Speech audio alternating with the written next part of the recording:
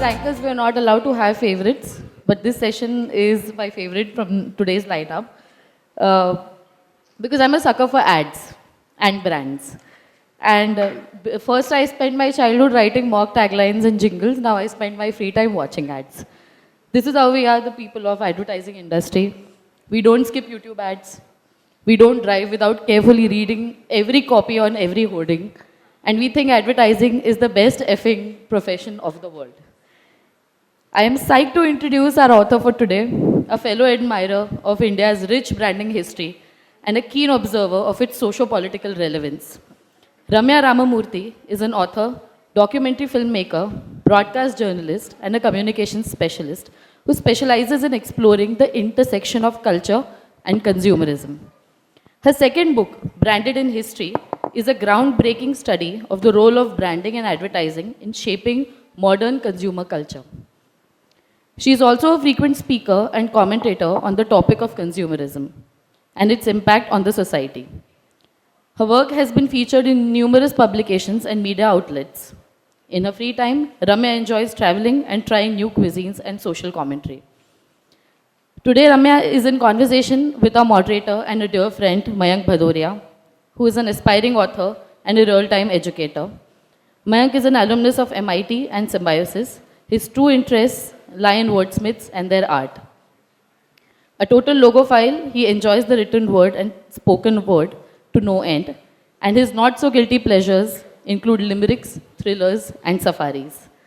I request Mayank to usher Ramya to the stage and begin the session. Thank you, Sai. Thank you so much for the very kind introduction for both me and Ramya ma'am. So yeah, she's called me a dear friend. She's called me somebody who's an admirer of safaris and all of that. But yeah, I think you need to change that a bit now, because after going through the book, researching it, reading on it, following her, I think I've become more of a fan of someone who's so ingrained into marketing without having the degree for it, by the way, but absolutely riveted by the entire phenomenon that is vintage advertising. So I welcome you all to the session. First and foremost, if I don't get any time for the hard sell later, I'll just tell you right now, please go buy the book. It's a revelation. I have enjoyed it thoroughly, and I hope you enjoy it as much as I am going to conducting this session. So first off, Ramya, I'd like to ask you one very, this came into my mind, that in the time of vintage advertising, where resource is so scarce, there's no resource for research at all. How would you think, what drew you to the subject so much? I mean, you've been a filmmaker, you've been, ingrained with institutes like National Geographic and everything. So we consider marketing all about the now. But even so, your interest in vintage advertising, what drew you to it? What gave you that push? Hi, thank you so much for attending, and thank you, Mayank. It's been such a pleasure just building up to this session. That's a great question, because I think all things vintage, the only inroad I had to it was through cousins who would tell me, or my grandparents who would tell me, hamare zamane mein, or in our time, there was this radio jingle that was really cool. And I'd be like, yeah, right, how cool could it have been? The things that come from the past are either tinged in like, oh, so cute, so twee, or there is a sense that, of course, modern marketing has sort of, grown leaps and bounds since then. But the contract to write this book came to me from Hachette. This was one of the ideas that I pitched to them. And as I started researching the subject, I realized people in this era, which is, I'm looking at the sort of era, the century between 1857 and 1947, pretty much the colonial era. It was the time when we were under British rule. We did not get to make our own laws. We did not get to choose whether we could have money to start our own companies and run them the way we wanted. And advertising was also impacted by what the colonial administration allowed you to do. So amidst all this constraint and the fact that the only outlet you had for advertising was like a newspaper or maybe radio once it came in, or a traveling sort of lorry that went to rural parts and advertised your wares, or a tram, which was, we had trams back in the day, and they would run in Kolkata and Mumbai, and you had trams that would advertise it. So there were hoardings, print, and pretty much like just a handful of things that you could do. And now you have like a 360-degree barrage of, it's almost like an attack of advertising. In that era, how did people decide, this is what I want to start a company in, this is how I want to make this product, and this is how I will sell this product. This is how I will tell people, please buy this. And that's not an easy thing to do. As I realized while researching the book, it's actually one of the hardest things that they could have done. And it was really, really interesting for me to find out how these people crack this problem. Absolutely. I mean, and you spoke of jingles, right? So I, for one, can vouch for the fact that Amul's jingle and the whole marketing strategy has been some of my favorite moments in media history. What one jingle do you recollect is going to be your favorite, since you have researched so much on the subject? It's a very personal one. My dad is one of those singers who's terrible. He sings in the bathroom and he thinks he sounds great. But he'd always sing this one ad by J.B. Mangaram. And it was called Chai Piyo or Biscuit Khao, J.B. Mangaram ki. And then he'll end it with Energy Food Biscuit. And I'm like, that's not even English. Energy Food Biscuit. So it's things like this. And my grandfather would talk about like the toothpaste they use, or the grandma would talk about the perfumes and soaps she had.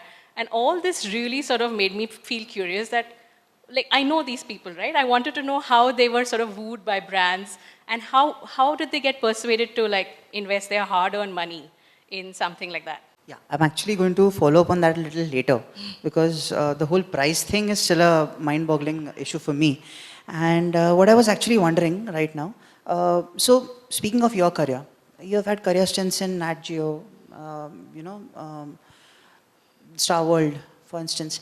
So do you find a common denominator amongst all of these powerhouses, media powerhouses? So just to clarify, I've been a journalist for half of my life. I started out with a tabloid called Midday. I was from Asian College of Journalism, and that was the first newspaper that sort of hired me from my campus. And I spent 2 years like basically covering all parts of Mumbai, because they wanted to launch a TV channel and I was their first hire. Unfortunately, that TV channel didn't come to be, so I moved to CNBC after that because I was trained as a TV journalist. So I spent 4 years in CNBC producing, reporting, and sometimes anchoring the show called Storyboard, which was one of the most sort of iconic shows on advertising and marketing at the time. That's when I met most of the people that sort of informed my research for my first book, Rebuild, which is about crisis management, as well as this one, Branded in History, which is about vintage brands and modern marketing lessons. So it's really, my life is sort of like, you could call it like a snapshot of how media has evolved in India, because you start off strong with TV journalism, and then you realize TV journalism has its limits. And I wanted to do long format journalism, which is when I moved to documentary filmmaking, and I made documentaries for National Geographic and Star World. And one of the most iconic things I worked on was personally on the anniversary of the Mumbai 26/11 attacks, we did a documentary recreating the attack for Nat Geo. So really thrilling stuff. But again, it was something that I found myself wondering if I could do more. So I have done digital media as well, and finally turned author with this series of books. And I also am a communications consultant. So I think my career is kind of proof that in media you have to try like a dozen side hustles, and maybe one of them will become a career, but maybe not. I, for one, am very happy that you've taken up the post of the author as well. Again, selling the book very hard, because she mentioned it's a study of vintage advertising. I would more so say it's a study of life lessons, because you get to identify a lot of how the vintage brands have been conducting their business. And that leads me to my next question. So, in the book, I've read about how Godrej as a company had started out with a lot of myriad of stuff, including soaps, right? And soap, we all know it, it's a daily use, daily essential thing. But at one point of time, it wasn't so, right? And it was sort of like a premium thing, then a non-premium thing. And in the era of limited capacity, in the era of limited resources, how would they manage to anticipate the sales of the product? And how would they manage to be sure that this is what we need to manufacture? If they have no idea, the concept of soap does not exist at that era. It has been replaced by neem bark and I mean, I'm actually blanking out. Besan and Uptan, Besan and yeah, Uptan and yeah. all of that. We still follow those things, but yeah, soap was introduced. So how so? Yeah, that's a really fascinating question. It's the first chapter in my book, and this is what advertising does, right? It tells you to buy more stuff. If all advertisers were not allowed to advertise and they were only allowed to tell you one message, the message would always be buy more stuff. It's stuff you don't always need. It's stuff you don't know you need till you get it. It's stuff you may not need after you get it, but the implicit bias is that you are going to need this, so please buy it. India in the early sort of 20th century and late 19th century, we were managing fine without soaps, without shampoos, without all these products. We had homemade DIY things that we used, and we continue to use, like you said. You know, it's considered like the natural way of sort of cleaning yourself. But early on, marketers realized that this was a huge market. American, US, European brands like Lux, Lever is the brand that produced Lux and Sunlight, they came first, along with a lot of other high-end brands that Europeans used to use here. So it was a lot of sort of aspirational advertising in that sense, and they didn't even need to advertise. The common man in India knew that the Gora who lived here, the sort of basically maybe like 50,000 Europeans who possibly, Europeans and Anglo-Indians who lived in, say, the Western presidency, the Mumbai presidency, all of them used soap. And it was seen as if you wanted to be upper class, aspirational, like the white man who ruled you, you bathed like them, you smelt like them. So that was the first trigger, which is to say it's aspirational. You could look like the people who rule you, basically, or who is your boss, or who is the person who you look up to. And then it was about telling people that, you know, you have to go out and buy this. You have to spend 6 annas for a packet of soap. And 6 annas was a lot then. It was possibly enough to like run a household for a week. How do you say, hey, spend this money on soap, just on cleaning yourself?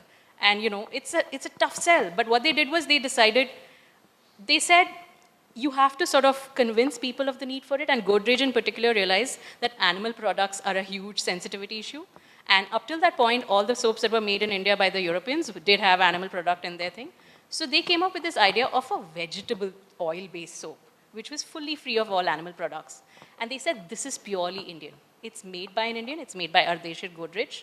It's for the cause of Swadeshi, because Ardeshir, at that point, I don't know how many of you know, they had a thriving safe and lock business. So they were doing very well. They didn't need to manufacture a soap. They were doing fine. They were being used by the British government and all their ministries. And their safes were resistant to fire. They were resistant to everything.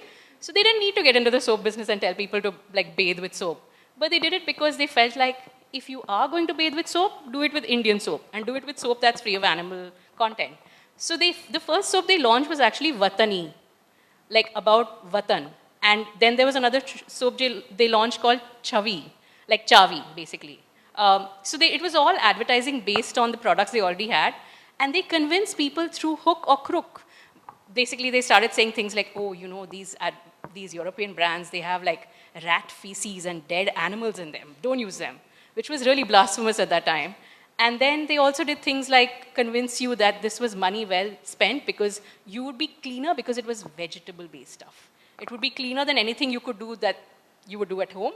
And it was definitely not as evil as what the Europeans were selling you.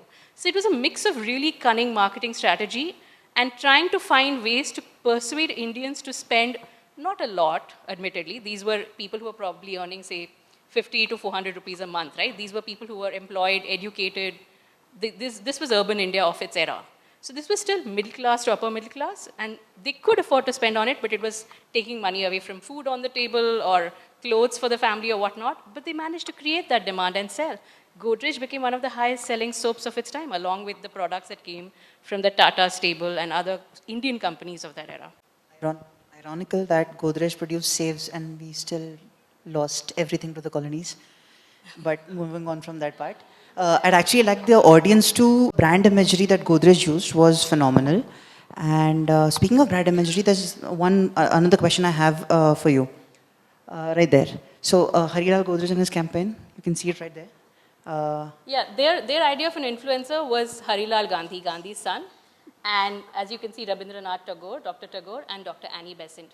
So they pulled and they punched way above their weight when it comes to influencers of that era. And these people did it free of charge, right? They said, I use Godrej soaps and so should you. I can't think of a more impactful testimonial that was done free of charge because they believed in the cause. They felt that Indians should use Indian products. And that was a bigger sell than anything marketing could have dreamed up. Absolutely.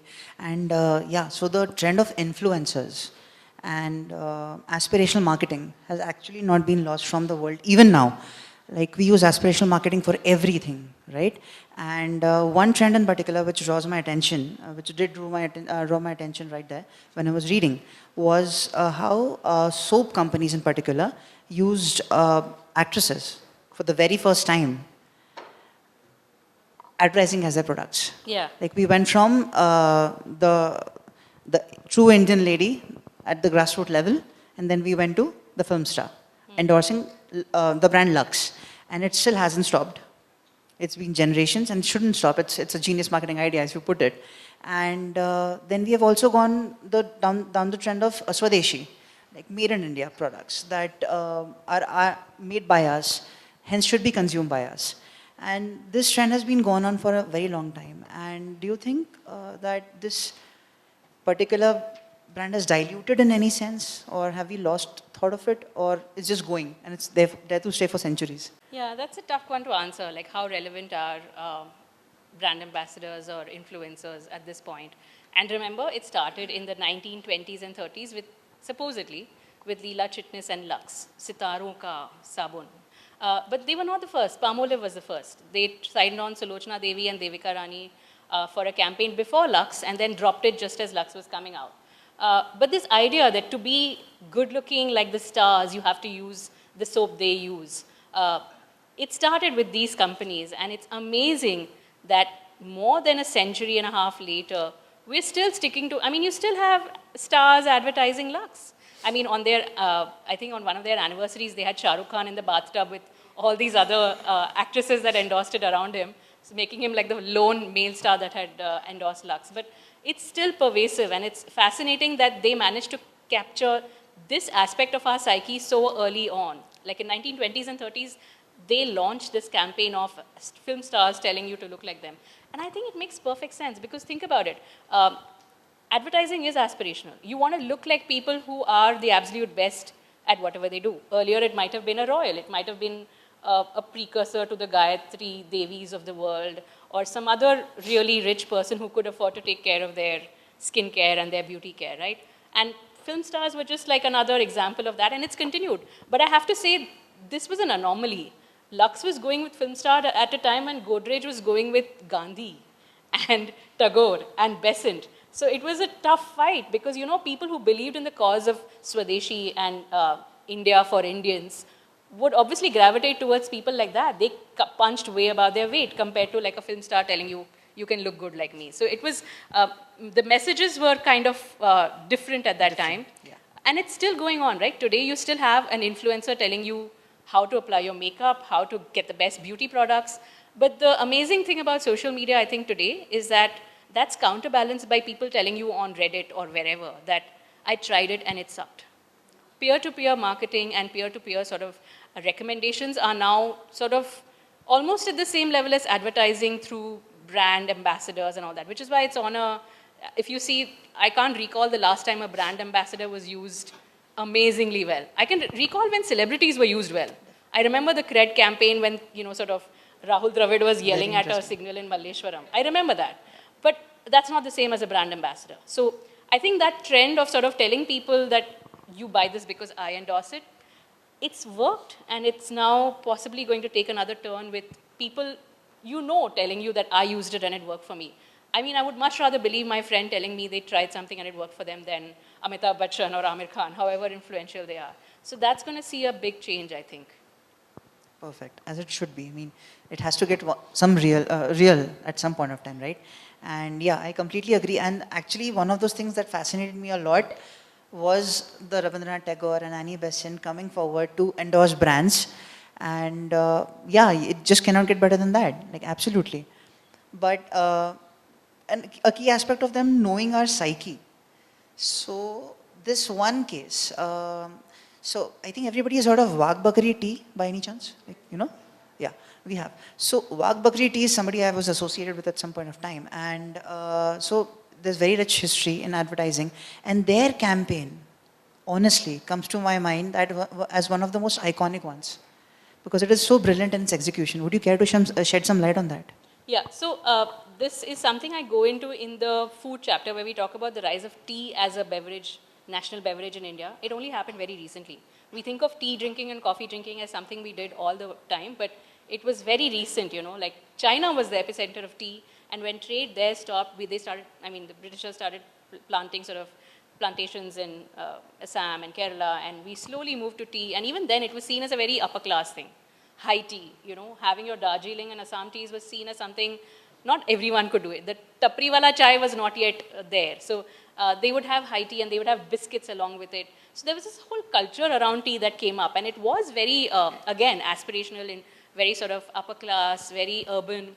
I remember talking to a professor at the University of Toronto who was studying the migration of the plant tea across the colonies and how its impact happened. And she told me that she's from Assam, and a lot of people who lived in the villages of Assam didn't get tea, and it was growing right there.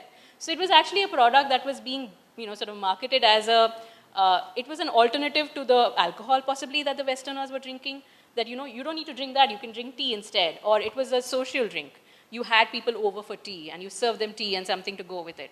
And Wagh Bakri just turned the head on that, right? Because it was this guy who is a contemporary of Gandhi. He was from South Africa. He owned like 500 acres in South Africa.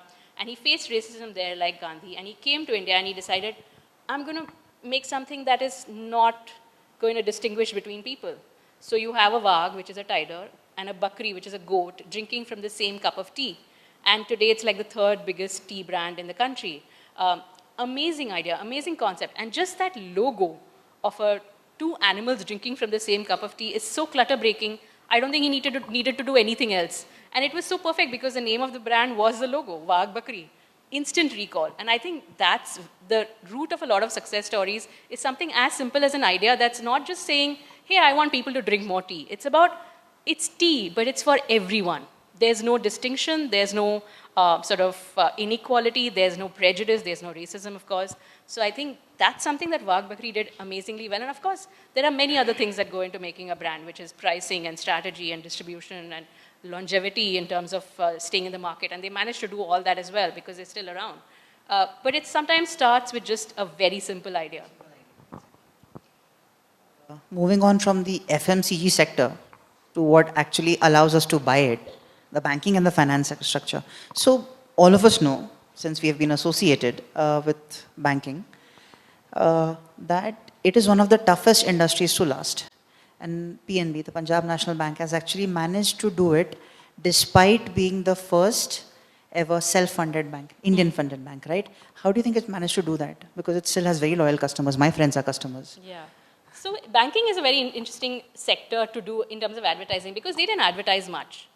You know, like like you remember the food brands that advertise, you remember beauty, you remember even cars that you saw on the street or in showrooms or in brochures. Banking didn't tell you, come bank with us, give us your money, we'll make you rich. They didn't do all of that. But what they did do was very implicit because there was a Bank of India, Bombay, and a Bank of Madras and a Bank of Calcutta already in the colonial era, and they were doing business pretty well. They were the presidency banks, as they were called. But there was this was capital that was not really open to Indians. And the whole movement at that time was, we need to start making our own industry because we need to be self-sufficient, we need to get rid of these people and start our own nation. They've sort of used our capital for way too long to drain it away from the colony towards the empire. And we need to start asserting ourselves again. And a big part of that was use homegrown capital for homegrown brands. You don't need to go asking a European bank for money to start your startup at that time, which would eventually become like empires as we know. But you could go to a bunch of people that are doing this and who are people who are Indian. So Lala Lajpat Rai was one of the first to sort of form Punjab National Bank. He was not alone. There were a bunch of other people who were basically very influential businessmen of their time. They started the first branch in Lahore. It was a Parsi, a Sikh, a Hindu, and a bunch of other people. It was like almost like a snapshot of secular India of the time. And these were all people who had multiple other businesses. They had match factories, they had sugar factories, they had textiles, they had everything else. So it was a way of sort of saying de-risking their business. They were like, we have all this business, but it could go away tomorrow if capital is denied to us. So let's start. They started, I think, with like, in 1949, I think, when the post-independence PNB came out, they had like a few crores. It was like not even 40 crores, I think. And they soon grew to, when they were nationalized in 1969, to 355 crores. It was an exception because a lot of people had the same idea. A lot of people were like, we'll do banking and we'll make our own money. A lot of banks flopped. Between the end of the World War, between the depression that happened after the World War, between the crash of the textile market and the crash of the Bombay Stock Exchange after that, millionaires and their millions were wiped out. Banks like basically folded. A lot of banks you see today are alive because of consolidation, because they bought other banks and they grew stronger, or the government. They became nationalized and then the government was protecting them, like it's still doing for people like SBI and many others.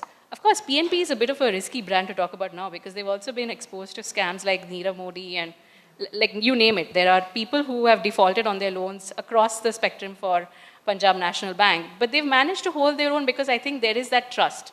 When I was doing this book, I sort of read testimonials of actual people who had accounts in these banks of that era, and they all remembered like fondly the loan that they got for their first house or the first education loan or whatever else. So it's retail investors who have kept it alive and who have kept it going because of the trust, because they trust people like the people who came up with the bank, basically. So it's a lot of trust, it's a lot of market consolidation, but there has been a lot of blips as well. Yes, word of mouth was working for them and still working for them Yeah. in some sort. That's great. And speaking of iconic things like PNB, one iconic move of marketing that I have observed after reading the book is the incorporation of art in matchboxes. Could we have the next slide, please? Yeah. So the very, very, I think you need to go to the next one. Yeah. Yeah. So the sheer brilliance of the labels of the matchboxes. The art is astonishing, and I think, like you actually said this, that Raja Ravi Verma, the contributor of most of these paintings, not just in matchboxes but elsewhere, clothing labels as well, he should be credited as the MF Hussain of colonial era for branding at least, because he's been phenomenal in this. And can you just look at it? I mean, Yeah. do you think that was a very purposeful and a very smart move from their part to make matchboxes look this spectacular? Yeah.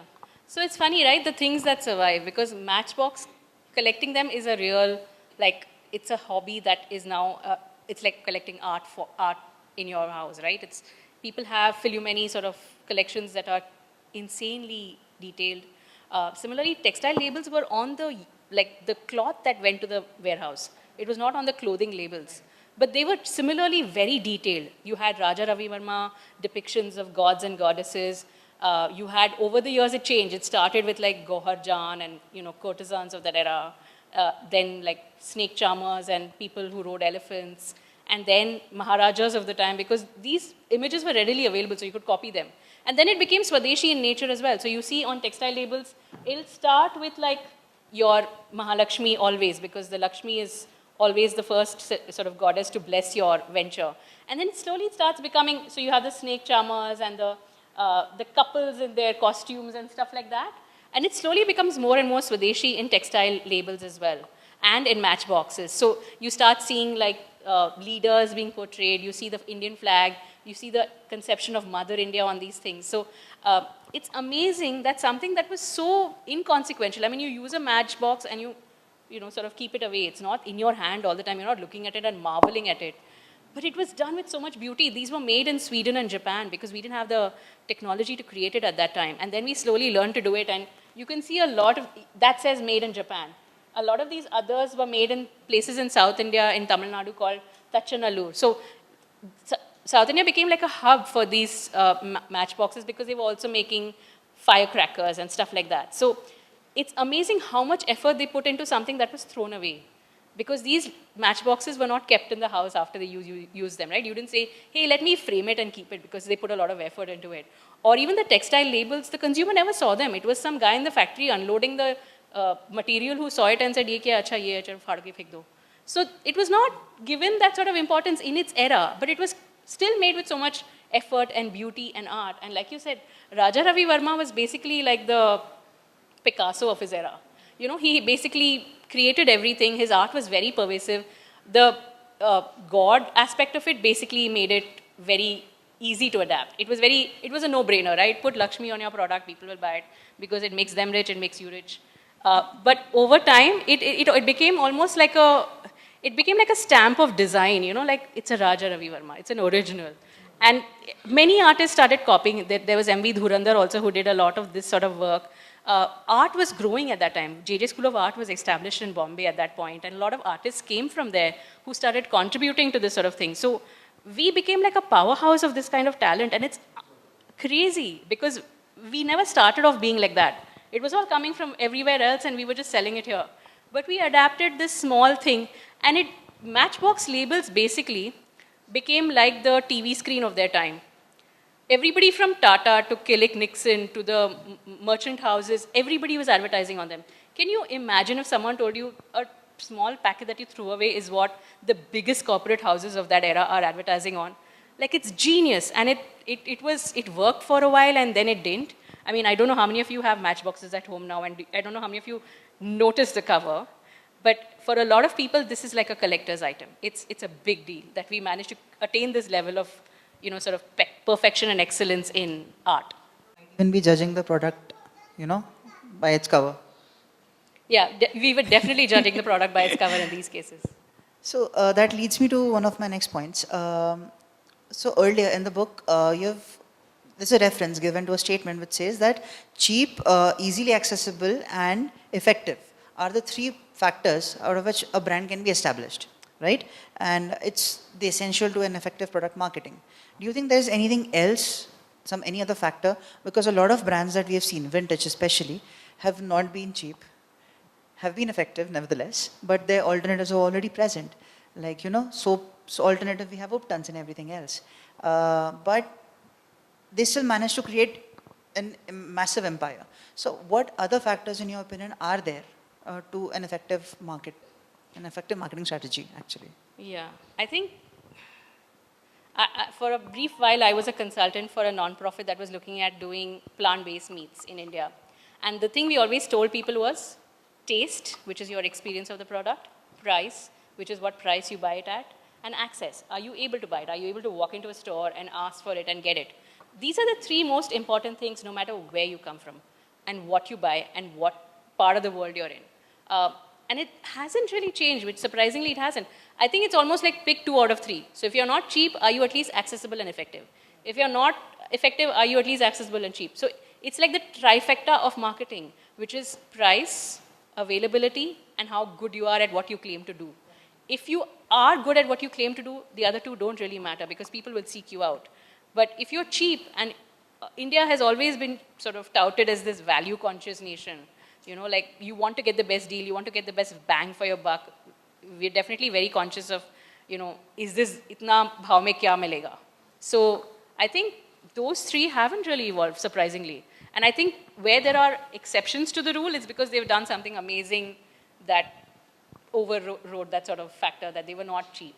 And I think increasingly now there is a sense that you buy and you make it last. So things don't have to be cheap, but if they're made with beauty and art and made with care and they last you a lifetime, that's much better than sort of spending money on the same thing again and again just because it's cheap. Like they say, right, the rich men spend a lot of money on shoes and it lasts a lifetime, whereas the poor person sort of spends, maybe it's just like 1,000 rupees, maybe it's just like $50, but you're spending so much of it that over time, it's become a huge part of your outflow. So I think the overall trend in sustainability is also that spend more, but make it last. Exactly. Yeah, a lot of fashion brands are actually following that trend, and a lot of them have been touted for not following that trend. So yeah, that definitely is working. And okay, so the way sustainability concept has come in, and we have been ingrained to a whole, you know, different spectrum of pricing, be it nature of the product, origin of the product. A lot of other factors are also coming in. One of which definitely says that we are catering to a different generation, the skip button generation. the Skip ones who ads. skip ads, sorry. Yeah. Skip button, press the skip button, sorry. So the generation who does not want to watch ads, Yeah. right? Who just want to straight away go, pause wherever they want to. How do you market? So there's this observation that I had that they've started doing immersive advertisements in which you have either the soap opera star or their family member place a product subtly into the storyline. Subtly, really? So I'm being recorded, so yeah. So yeah, place the product in such a manner that it does not really show and make it part of the story. And so the Yeah. audience can't skip it, Yeah, yeah. right? So do you think this is the most effective strategy for the millennial generation, if I can say that? Yeah, millennials, Gen Z. I don't know, show of hands. What was the last time you saw an ad and it made a huge impact on you? Just if you saw an ad and you were like, I like that ad. Okay, 1, 2. Okay, okay, not. I thought there'd be no hands up, but yeah. Yeah, so we don't watch ads, which is why the advertisers are like stumbling over themselves to find you. They are at IPL, they are in your Hotstar app, they are in your this sort of insertion into the, which is called product placement, but that's an outdated term. Now the term that they use is SponCon, sponsored content or branded content. Basically, they're telling you, you want to skip ads? Okay, we'll make content for you. How are you going to skip ads then? So, like Red Bull famously, I think they had a guy who sort of jumped out of the sky with a parachute and drove a bike down or something. I mean, like, you don't need to do that for me to go and buy a can of Red Bull, but they're doing this kind of crazy stuff. And people are paying, like they're making note of that, right? Like you have, so I remember this very famous show that was on Star World, which is called The Doerists, which was just a bunch of musicians going away and recording a song and coming up with an amazing track at the end. It was like travel and music and great sort of production value. And it was sponsored by Doers. Like basically it was an alcohol brand trying to tell you, this is our lifestyle. So a lot of lifestyle marketing is going to come into play where you can't escape it. You can skip as many ads as you want, but they'll find a way to get to you. And if it's not in your soap opera, it's in the kind of sporting events you consume or the kind of other sort of content you consume. It could be an app that gives you like recommendations and it's sponsored by someone. So it's going to be baked into the content that we consume. And a lot of people are actually doing a great job of it. Like Red Bull is an example of great branded content. Patagonia does amazing content in the West. Nike does amazing content, whether it's advertising or actual sort of content that they do. And it's going to only evolve in stuff like that. In India as well, there are so many brands that do great. I mean, Coke Studio. It's the greatest brand integration I could think of. I will not say Coke Studio without saying the word Coke. And I'm a huge fan of the way they've sort of made music a cross-cultural exchange. And that's not what drinking a carbonated drink is about, but they've made it beyond that. So I think it's also a chance for brands to sort of be very ambitious and be very sort of, think about what they're doing in a very sort of holistic, large way. The reference given by you is, I think, there was a Rajesh Khanna film in which he was shown as the managing director of Imami. And Imami had, ingrained that in the script, which is subtle, Yeah, that was actually innovative. I think Agar Tum Na Hote was the film, and I didn't know this. I found out when I was researching the book that Imami sponsored the film, and they insisted that Rajesh Khanna play the MD in the film, where he is the MD of Imami. And I can't think of another instance where a brand would have done that, but I think it might have worked for that generation, and it's a great trivia. Like, it's just crazy that this is how brands thought people would buy their stuff. I'm actually intrigued by the movie now. I think Yeah, that I'll go and watch it Wikipedia also. Yeah. And speaking of policymakers, the audience definitely has a say in it. But what actually interests me right now is how big a role do you think policymakers and politics and the establishment has over a brand's trajectory? Well, I have only one word for you, Adani. That's it. No, I mean, you have to have great PR for a brand to succeed. You have to have great advertising for a consumer to know your brand exists and to buy it. But to function in India, to set up a manufacturing unit, to produce a good, get it out with all the multiple licenses we had during License Raj. And I mean, there is less red tape now, but the ease of doing business index is not that high. To do all this in India, you still need to be close to policymakers or people in power, and you still need to have some way of influencing things that don't go your way. I mean, every person who was worth more than 100 crores in India got there because they had this sort of access. And you don't get that rich without that sort of access. So it's vital to a lot of industries. Earlier, in my book, when we talk about the British, people who were close to the British did phenomenally well. When they left, they suffered because they were seen as traitors who were closer to the British than the Swadeshi leaders. Similarly, when there is a change in power and someone has been very close to the previous establishment, they are going to suffer. And we've seen that in the case of airline brands, in the case of FMCG with, say, Nestle versus, homegrown brands that we shall not mention, made by people doing acrobatic yoga. And we see that playing out with things like Adani as well, where a certain report, where you become the second richest man in the world. Like, I can't imagine that level of wealth. And then you bottom out. 76% of it is gone because of a report and because investor confidence is suddenly impacted by that. And the markets cannot control you. So it's also a cautionary tale. I feel like you can get close to the sun and you can fly, or you can get burnt. So it's one of those things where it's important to do business in India, but it's also important to know what your limits are. And also know the chronologically of things, Yeah. Because of what is about to come up. Never mind. So, yeah, I mean, I don't want to give the whole book away. I really want people to read it. So, my final question to you is what what marketing lessons can you take up from vintage brands? Like, to sum up, like, what do you think? I think, like, if you're a business person here, if you run a company, or if you have a interest in sort of advertising and marketing, or if you want to become anything if you want to make a product, sell it, and you need advertising to sell it in whatever thing that you do, it could be in your work or in your personal capacity, it's very important that you understand that not having money, not having access, not having any kind of privilege is not a barrier to creativity. Because all these brands had none of these things. All these brands mentioned in my book, they had literally nothing, but they created great products and great advertising and branding in a time when everything was stacked against them. They had no money, they had no access to people in power. The Company Law Act was created without consulting them, so a lot of them felt excluded. How you could do business was governed by what the British allowed you to do. We weren't allowed to ship, for instance. There were no shipping companies in that era because they wanted to control trade between their colonies. So we could only, ply ships on rivers inside India. So there were so many barriers, and they still came up with amazing marketing. Did you know that a soap brand had a camel procession in Karachi in unified India to promote their soap? Can you imagine something so marvelous and so amazing and so impactful and so creative?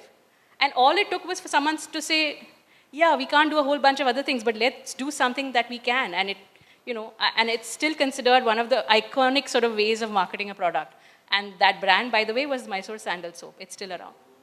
So the whole packaging idea of making it look like a jewelry box. Yeah, it looked like a jewelry box because the Wadeyars, who were the kings of Mysore at that time, had actually invested in sending someone to Europe and then using scientific know-how from IISc, which was set up then in Bangalore, to set up a plant in Mysore to make this soap using actual sandalwood, using oil. And it was this pure Desi product. It was pure India, right? Because sandalwood, it doesn't smell more Indian than that. And it was marketed as this thing that the kings of Mysore did. And so they came up with these campaigns that were larger than life. And, there's no barrier to your imagination. The only person stopping yourself is you. So I think they really did that sort of self-belief thing very well. And very good aspirational marketing as well. And the one thing that you have actually mentioned, and I really love that quote, is that those who do not know history are doomed to repeat it. Which is a very good segue for the next session also in this hall. So I'm sitting on a marketing desk, so follow suit, right? On that note, I thank you for the book, and I throw the floor open for the audience to ask questions, please. Hello, ma'am. Yeah. So my name is Siddhant and I'm currently pursuing my engineering. My question to you is, as we have seen, advertising has been shifting from one phase to another. Firstly, it was about mouth-to-mouth publicity, then it became newspapers, then TV advertisement, now social media is more powerful. What do you think would be the next channel for advertising to be more creative in that space? I'm not an expert, but I'm a cynic and I'm a bit of a, maybe I'm a little too, maybe this is too much black humor for you, but have you guys seen this series called Black Mirror? Black Mirror, yeah. Yeah. See, there's an episode in that where there's a chip in your eye that can control what you see and how you engage with things, right? I think wearable tech is the next thing. Ads are going to be fed to your eyeball and then you have to decide whether you want to see it or not. I'm being facetious, but you never know. You never know where the next breakthrough in technology comes. And I do think the whole book came about because there were a lot of people moving to cities and they didn't know what to buy. So the newspapers told them. The newspapers became like the sort of person they look up to. And of course, the newspapers made money because advertisers paid them to do this. But we don't need that kind of authority figure anymore because we have so much information. But the funny thing is that despite all this information, there are still people telling you, there are still unboxing videos and reviews and everything telling you what to buy. So I think it's a conundrum that we're never going to be able to get rid of advertising and branding. It's just going to evolve into a new monster. Yeah, hi, ma'am. My name is Lomesh. This is regarding Chat GPT.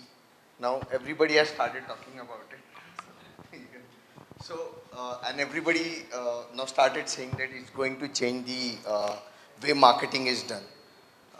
And it's more AI is involved. So, Yeah. there will be a less human interference, and then AI will do their job in marketing or writing, preparing the content, or creating the content.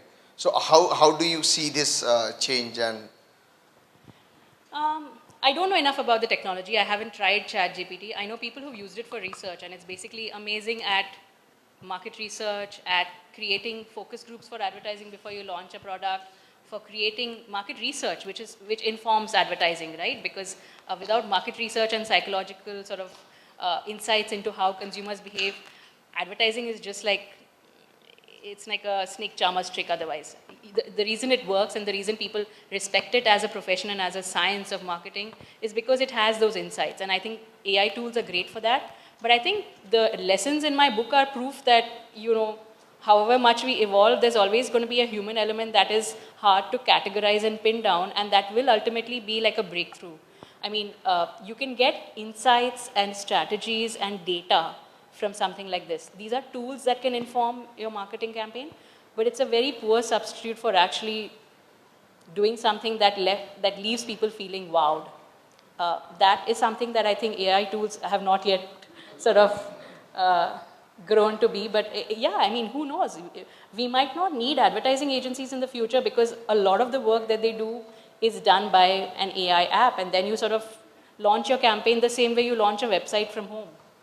It could become like a Squarespace for advertising. I don't know. Hey, good afternoon. For any brand, I believe positioning is the most important thing. So that's what every brand, looks forward to. That, how do they really position their product in the consumer's market? And advertising has always been the most effective way to do it. Yeah. With the skip button generation that we just talked about, what does the brands do now? I mean, like, how do they really position their products into the consumer's mind? Yeah, so even the brands have evolved, right? People are not selling you soaps and detergents anymore. That was something that was sold, maybe in the early 20th century, maybe in 1980s, Lalita ji was telling you, surf ki kharidari mein hi samajhdari hai. The brands that are resonating today have evolved beyond the FMCG and the consumer durables sector. It's become more about, I mean, like I mentioned, Cred. That's an ad campaign I remember, and I don't know what Cred does. My mom keeps getting messages from Cred, and I'm like, why are you letting them hound you like this? I don't know what they do. I don't know how it's useful because I've never used it. I don't know. But it could basically, businesses are going to evolve, and advertising is going to be a reflection of that. And if you see currently, even, look at the people who are sponsoring IPL, which is a sense of who has the most money. It's your smartphone makers. It's, people who are basically in the app business and the startup business. But it's also the Tatas, because the Tatas felt like, hey, we might be the biggest one of the biggest corporate houses in the country, but it's time to remind you how you got there. So I think it's a lot of what advertisers are seeking to sort of let people know. A lot of times with the kind of database they have on consumers right now, and with data privacy being what it is in India, they don't need to advertise. They can just reach you with an SMS directly or with a message on WhatsApp directly. So you have to decide what gets priority and what becomes a tentpole event in advertising campaigns and what is just like a message that is, I mean, you can convey messages anyway now. I mean, there's no limit to how you can reach your consumer. They don't even have to leave the house for you to do that anymore. So I think that's going to evolve considerably, but yeah, who knows. Hi, Ramya. Hi. First of all, congratulations on bringing Thank out you. a book on such a lovely subject. You know, the biggest product in the history of advertisement, in the history of a nation, has been nationalism itself. Yeah. Right. So you talked about the Tatas. We stay very close to Sevagram. So, Gandhi was very closely associated with the Bajajas. So during his stay in the 1920s, there was something called Bapu's Hammam. Bapuji ka Hammam, Yeah, Bapu's yeah, Hammam. yeah. So from Bapu's Hammam to Patanjali, what has changed and modified? Modified. Yeah, that's a great question. I have to think about this. I think human tendency to idolize certain people has sort of remained constant. Heroes are heroes in every generation. Now, you might decide he's a hero because he fought for independence, and I'm not saying he's a god because he had his flaws, and those have also been sort of written about. And today's heroes are very different. They might be heroes because they became the second richest man in India or the world or whatever. So it's about what we are prioritizing as aspirational and as something we want to be. Increasingly, if it's wealth and the accumulation of wealth, then that's going to reflect on how you see ad campaigns being borne out, right? Gandhiji famously was very Spartan, very sort of, he lived a very simple life. And that was seen as a way to live your life. I remember even the people with a lot of money gave away jewelry to him saying, take it and, you know, go fight for freedom because we believe in the cause more than we believe in material wealth. There is nothing uniting the country in that way anymore, I feel. And I think the only thing that we see working is greater and greater wealth. Because there's so much inequality, right? If all of us were wealthy, we wouldn't fetishize it so much. But because the reality is that we are vastly unequal, that is seen as something like, so people who are close to power will always have some sort of cachet, whether it's Patanjali and, you know, whoever else, whether it's Adani or Ambani or whoever else is currently like the top dog in their profession. I don't think that's going to change, but I think you're still going to find messages that work with no relevance to these sort of icons. And messages will work because you have a great brand, you have a great proposition, and it's positioned very well, as that gentleman said. That's always going to work no matter who's in power and which sort of godman is ruling the roost. Is that it? I mean, I can That conclude the brings session, us right? to the end of this session. It has been lovely. Thank you so so much. What a wonderful audience. Beautiful. Before we bring this to a close, we'd like to present you with a gift that's been made especially for you. This has been made by a painter called Pranav Brahmankar, who's associated with Alag Angle. Pranav, if you're here, please step up. I don't think he's here. So he'd been briefed about your book and he's made the painting based on your book. Oh, wow. I request Mayank to please give this to Ramya. Thank you so much, Ramya. So Ramya is available for a candid conversation down in the hall after this session. Ramya's book is also available on sale